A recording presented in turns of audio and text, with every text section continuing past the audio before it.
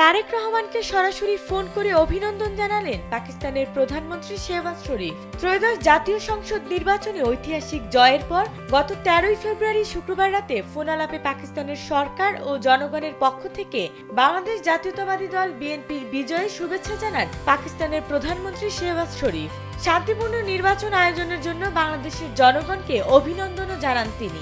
জীবন অবাক না করলে কে করবে? 28% মিল্ক ফ্যাটের অবাক করার সাথে ফ্রেশ মিল্ক পাউডার। জীবন অবাক করুক প্রতিদিন। এ সময় দুই নেতা প্রয়াত সাবেক প্রধানমন্ত্রী বেগম খালেদা জিয়ার অবদানের কথাও স্মরণ করেন। পাশাপাশি তারেক রহমানকে পাকিস্তান সফরের আমন্ত্রণও জানান তিনি। এর আগে সামাজিক যোগাযোগ মাধ্যমেও অভিনন্দন জানিয়ে দ্বিপাক্ষিক সম্পর্ক আরো জোরদারের আশা প্রকাশ করেন পাকিস্তানের প্রধানমন্ত্রী।